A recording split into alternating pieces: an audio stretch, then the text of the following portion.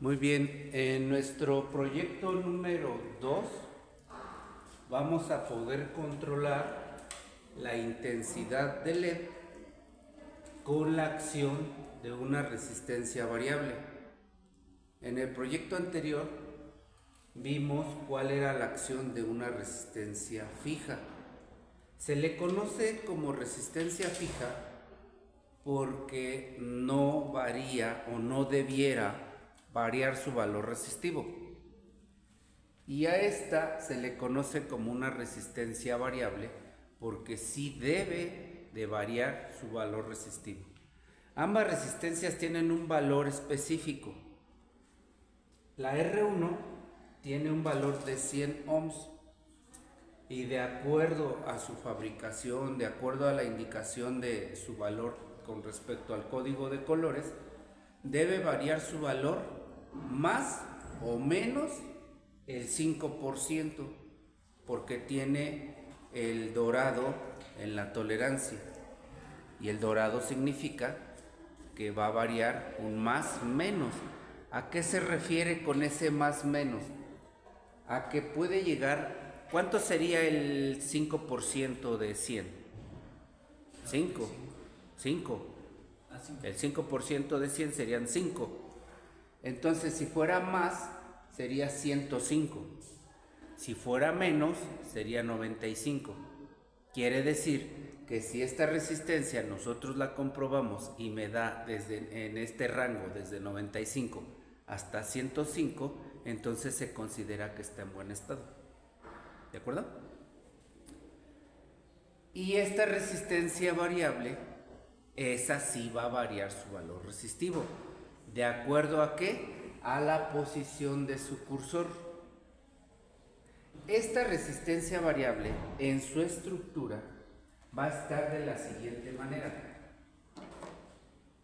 Va a tener una base sobre la cual va a estar dispuesto un material resistivo, que puede ser carbón compuesto, en algunas ocasiones puede ser un alambre ahí dispuesto. Y esto va a tener unas terminales de conexión. Aquí, para que se pueda conectar ese material, va a tener una terminal de conexión, y aquí también. Sin embargo, en la parte central va a tener un cursor, es decir, va a tener otra terminal de conexión, pero esa va a ser móvil, es decir, que va a ser una parte metálica que se va a poder mover en sentido horario o en sentido antihorario.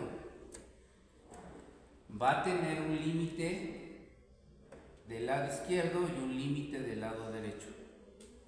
Ahora, ¿cómo es que está funcionando? Si aquí entra una energía eléctrica, cuando pase por el material resistivo, se va a ir debilitando. Quiere decir que hay una caída de tensión hasta que se desvanece, y aquí obviamente ya no sale energía eléctrica. Pero, ¿qué sucede cuando ocupamos la terminal central? Es decir, el cursor. La energía eléctrica que entre por esta terminal se va a desvanecer un poco y va a salir el resto por aquí. Si este cursor yo lo pongo más para acá, digamos que aquí en el centro, entonces la energía eléctrica que entre por aquí se va a desvanecer, se desvanece aún más y va a salir el resto por aquí. Entonces vamos a considerar que si aquí entra un 100% de energía eléctrica y en esta posición está el cursor, aquí va a salir el 75%. De este 100% que entró, sale un 75%. Si lo tengo acá, va a salir un 50%. si yo tengo el cursor aquí, entonces me va a salir por acá el 25%. Pero si el cursor yo lo tengo hasta acá, hasta el otro extremo, entonces ahí me va a salir el 0%. ¿De acuerdo? Entonces va a depender de la posición en la que tenga yo mi potenciómetro. Y esto se tiene que ver reflejado aquí en el diagrama. Del 100% de energía que fluya por acá, si está en esta posición, va a pasar el 100%. Si está en esta posición, va a pasar el 75% porque solo va a pasar por esta pequeña parte de material resistivo. Si está en el centro, va a pasar el 50%. Si está aquí, va a pasar solo el 25%. Y si está hasta acá, entonces no va a dejar pasar porque la energía eléctrica que aquí conduzcan va a desvanecerse, aquí va a haber la caída de tensión y aquí obviamente ya no vamos a tener energía eléctrica. Recuerden que es bien importante la polarización de los dispositivos. La batería me determina, o la pila me determina el negativo y me determina el positivo. Como estamos utilizando un LED, es importante que ustedes recuerden que el cátodo es negativo y el ánodo es positivo. Porque si ustedes no lo polarizan bien, es decir, que lo invierten, pues no va a funcionar porque no va a conducir. Recuerden que el diodo es un semiconductor.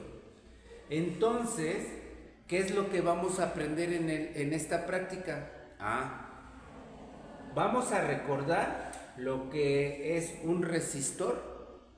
Ya les comenté que este es un resistor fijo y ahora entendamos que es un resistor variable.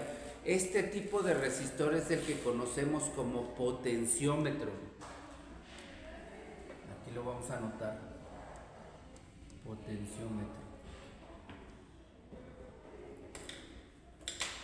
¿Y esto en dónde se ve aplicado? Te voy a mencionar un ejemplo nada más.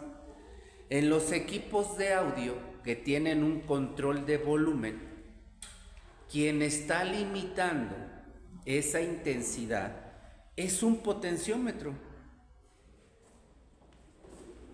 Aquí, fíjate, aquí va a entrar una señal de audio. Haz de cuenta que esto es una canción, esta es una señal eléctrica de una canción